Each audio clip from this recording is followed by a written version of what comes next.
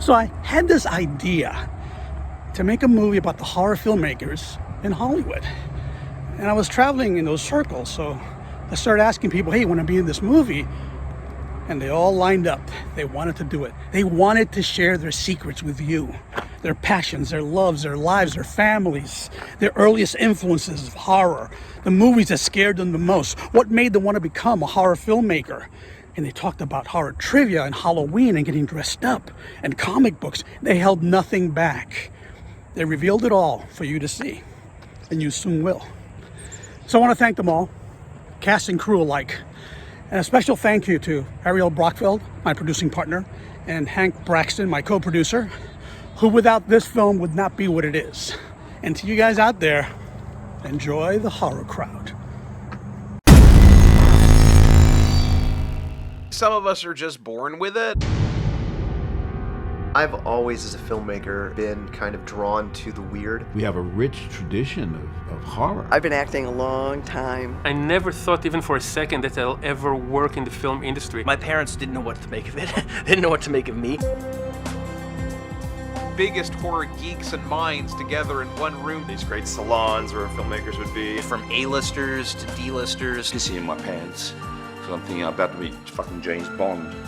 And Cool community that keeps calling you back. The horror crowd helps each other out. Which is something very unique for that community. you gotta have laughs, you gotta have humor. It's weird saying that when you try to kill people. I will say wacky shit. I didn't know, any idiot can buy a video camera and make a movie. I'm like, I can be that idiot. We don't know what the afterlife has in store. And I think there's something that really attracts me to that.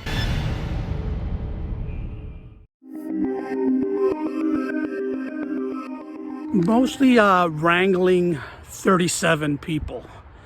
37 directors, actors, producers, writers, journalists, 38 if you count me. That was probably the most difficult thing, but so truly enjoyable that I can't even really say it was difficult. It was just time management.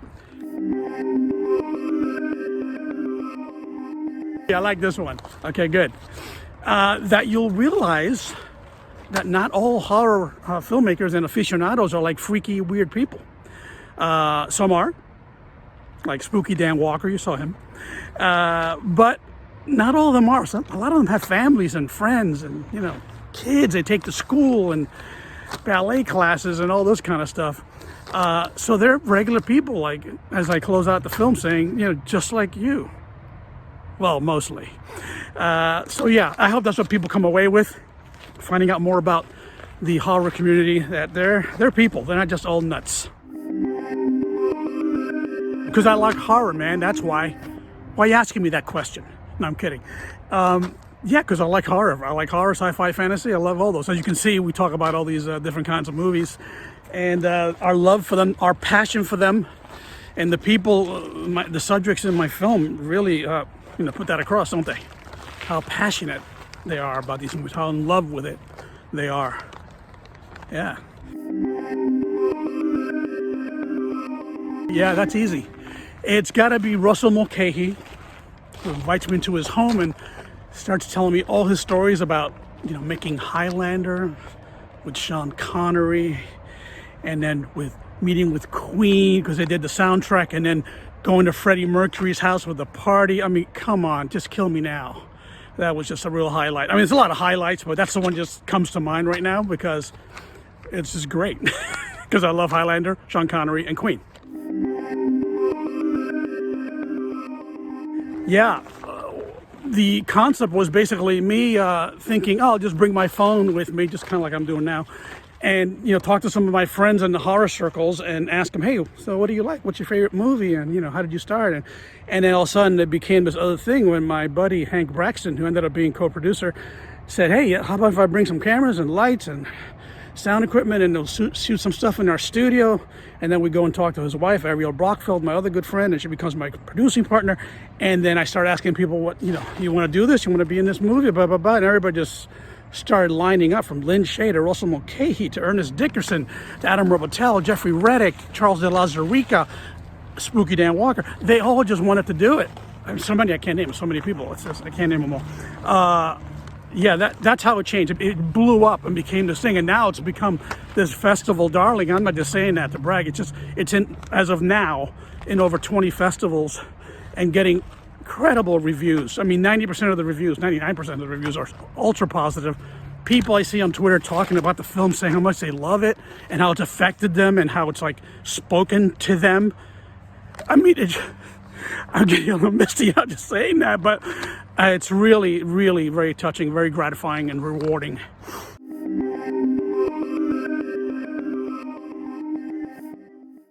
Yeah, without a question. Again, it's Ariel Brockfeld, my producing partner, and Hank Braxton, my co-producer. Without them, it'd be something else.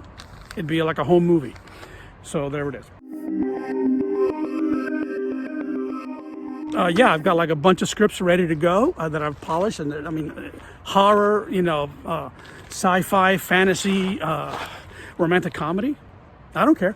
As long as the script is good, that's all I care about. I'll be in it, I'll act in it, I'll direct it. Doesn't matter to me. So I got a bunch of those. I also shot a horror short out here in these very woods while I was under lockdown, during quarantine. I shot not this particular location, not this cave, but a bunch of other places. And love the footage, ready to go with that and start editing as soon as this festival fervor dies down a little bit. And then I'll be submitting that to festivals. I'll just say one, which is pretty obvious if you watched the documentary, The Horror Crowd, Alien. And a lot of people say, well, that's not really a horror. We want to sci-fi. Well, it's a sci-fi horror because it's a haunted house movie in space, as we talk about with Charlie and Cyrus in the film. There's scares galore here, and it's like basically you're walking through and there's like a haunted house, and where's the ghost going to come from? Only in this case, it's a xenomorph. So yeah, it would have to be Alien. I mean, close second, Exorcist, Jaws. Love Jaws. That's horror too. It's horror adventure, but it's horror nonetheless. So those are the ones. Yeah. Never, ever give up. I mean, I say that from the heart, guys, because I started out as an actor, grew up in New York City, raised there, started acting, doing, off-Broadway and little by little TV shows, and then moved to LA and did more TV and movies. And then I started saying, hey, man, I want to direct now. So I started branching into directing.